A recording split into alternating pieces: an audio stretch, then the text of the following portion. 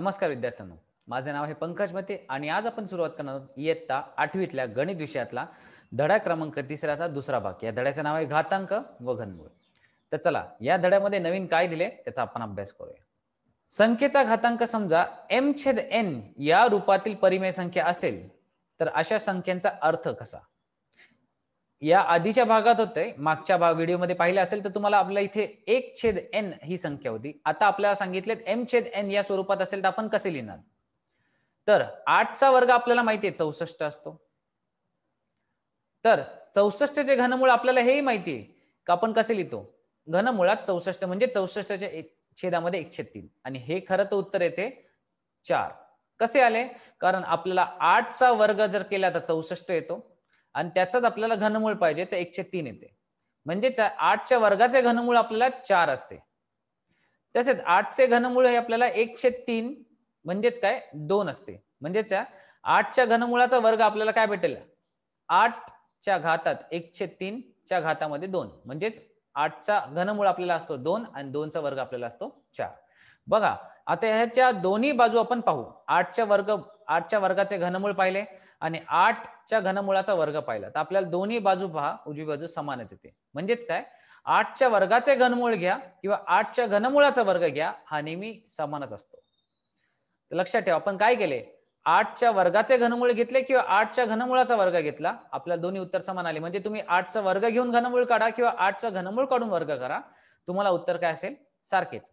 तर लक्षात ठेवा 8चा वर्गचा घनमूळ आहे म्हणजेच काय 8 म्हणजे a⁻m a च्या घातात m आणि त्याच्या घातात n त्याचा गुणाकार असतो a च्या घातात m गुणिले n म्हणजेच काय 2 गुणिले 1/3 चं उत्तर येणार 2/3 म्हणजे ते आपल्याला m/n किंवा m/n या स्वरूपात भेटेल.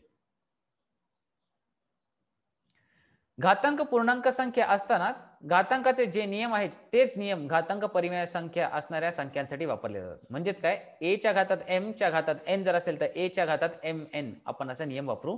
म्हणजेच काय 8चा वर्ग च्या घातामध्ये घनमूळ असेल तर आपण त्याला असे लिहू शकतो म्हणजे 8च्या घनमुळाचा वर्ग म्हणजेच त्याला आपण लिहू शकतो 8च्या घातात 2/3 असेल जे मी आता तुम्हाला सांगितले.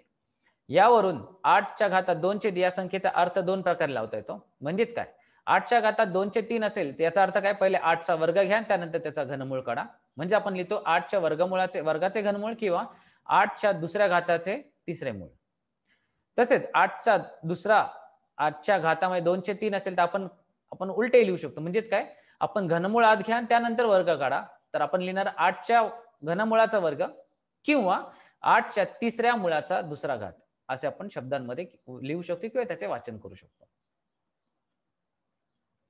म्हणजेच a च्या घातात m/n या संख्येचा अर्थ असा आहे a च्या घातात m/n अशी संख्या जर असेल तर आपण a चा m वा घात काढून त्याचा n वा मूळ काढू शकतो.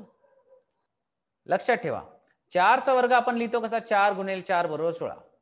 तसेच -4 चा वर्ग जर घेतला तर आपण कसे लिहितो -4 गुणिले -4 बरोबर 16. म्हणजेच काय यावरून आपल्याला काय कळते 16 या संख्येला एक धन आणि एक दुसरे ऋण असे दोन वर्गमुळे आहेत. म्हणजेच काय या संख्यानुसार आपण काय म्हणू शकतो 16चे जर धन वर्गमूळ काढले तर आपण कसे लिहितो वर्गमुळात 16. तर 16चे जर ऋण वर्गमूळ काढले तर आपण लिहितो वजा वर्गमुळात 16 असे दाखवतात. तर घन वर्गमुळात 16चे उत्तर येते 4च येते पण वजा वर्गमुळात 16चे उत्तर येते -4 कारण वर्गमूळ 16चे उत्तर 4 असते पण त्या वजा चिन्हामुळे यालाही वजाबाकी चिन्ह येते. म्हणजेच काय प्रत्येक धनसंख्येचे दोन वर्गमूळ येतात ते आपण 4 लिहू शकतो किंवा -4 लिहू शकतो आणि 0 या संख्येचे वर्गमूळ नेहमी 0च असते कारण शून्याचे विभाजक नसतात. आता आपण वळूया सराव संच 3.2 कडे. खालील सारणी पूर्ण करा. यामध्ये संख्या दिली आहे तिचा कितव्या घाताचा कितव्या मुळाचा कितवा घात येते लिहायचा किंवा त्याचा कितव्या घाताचे कितवे मूळ लिहायचे. यामध्ये मूळ पहिले घ्यायचे आणि मग घात पहिले नंतर लिहायचा आणि इथे घात पहिले लिहायचा नंतर मूळ लिहायचे. तर आता कसे करायचे ते लिहू. 225 चा 3/2 घात म्हणजेच काय 225 चा घनमूळ आपल्याला पहिले वर्ग आपल्याला इथे काय काढायचंय बघा वर्गमूळ काढून घन लिहू कारण आपल्याला मूळ पहिले लिहायचंय मग घात लिहायचंय. मग आपल्याला मूळ किती आहे दुसरा म्हणजेच वर्गमूळ झाले आणि घात काय तिसरा म्हणजेच घन झाले. म्हणजे 225च्या वर्गमूळाचा घन झाला.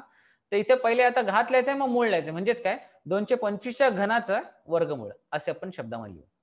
आता 45च्या घातात 4/5 लिहिले म्हणजेच काय पहिले मूळ लिहायचं म्हणजेच काय 45व्या पाचव्या मुळाचा चौथा घात आणि इथे लिहिताना 45च्या चौथ्या घाताचं पाचवे मूळ असे आपण लिहूया.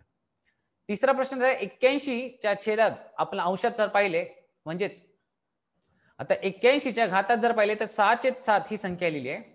म्हणजेच काय 81च्या 7व्या मुळाचा 6वा घात किंवा 81च्या 6व्या घाताचा 7वे मूळ असे आपण दोन्ही भागात लिहू शकतो. आता 100च्या घातात 4/10 लिहिलेत म्हणजेच काय 100च्या 10व्या मुळाचा चौथा घात लिहा किंवा 100च्या चौथ्या घाताचा 10वे मूळ लिहा असेही चालेल. शेवटचा 21च्या घातात 3/7 लिहिलेत म्हणजेच काय 21च्या 7व्या मुळाचा तिसरा घात किंवा घन लिहा किंवा 21च्या घनाचा 7वे मूळ असे लिहिले तरी चालेल. प्रश्न क्रमांक 2 परिमेय घातांकात रूपात व्यक्त करा. परिमेय घातांक रूपात व्यक्त करा म्हणजेच काय 121च्या 5व्या घाताचे वर्गमूळ. आता पण आपण या आधीचा प्रश्न पाहिला संख्येचे शब्दात रूपांतर केले आता शब्दाचे संख्येत रूपांतर करायचं म्हणजेच काय 121च्या 5व्या घाताचे वर्गमूळ काढायचे. तर जिथे मूळ असते ती 1 मध्ये येते आणि जो घात असतो तो अंशामध्ये जातो. म्हणजेच काय 121च्या घातामध्ये आपण लिहूया 5 वर्गमूळ लिहिले म्हणजेच 5/2 असे. तर आपण असं लिहू शकतो 21चे घातात 5 आणि कंसाच्या बाहेर 1/2 म्हणजेच काय जर 2 घातांक असतील एका संख्येला तर त्या दोघांचा गुणाकार होतो म्हणजे 5 गुणिले 1 आले 5/2 तर 121च्या घातांकात 5/2 लिहिले. त्यानंतर 324च्या चौथ्या मुळाचा घन म्हणजेच काय 324च्या घातात 1/4 लिहा आणि त्याच्यावरती 3 लिहा म्हणजेच काय 3 गुणिले 1 होतो 3 आणि 3/4 आपले उत्तर येते घातांकात. 264च्या वर्गाचे 5वे मूळ म्हणजे 264चा वर्ग करा आणि त्याच्या 5वे मूळ घ्या म्हणजेच काय दोन्ही घातांकाचा गुणाकार झाला तर 2 गुणिले 1 आले 2 तर 2/5 आपल्या घातांकात उत्तर आले. आणि शेवटचा 3च्या घनमुळाचा घन म्हणजेच काय 3चा आपल्याला घनमूळ काढायचं आहे म्हणजे 1/3 लिहायचंय आणि त्याच्यावरती 3 लिहायचंय म्हणजेच काय 3 गुणिले 1 झाले 3 आणि 3च्या घातात 3/3 म्हणजे उत्तर आले फक्त 3च. तर आज आपण काय शिकलो तर आज आपण शिकलो परिमेय संख्येच्या घातात जर m/n हा घातांक असेल तर त्याचे वाचन कसे करायचे आणि त्याला सोडवायचे कसे. आज आपण इथेच थांबूया. पुढच्या भागात ह्या धड्याचा पुढचा भाग शोधूया आणि त्यात काय दिले आहे ते पाहूया. तोपर्यंत धन्यवाद.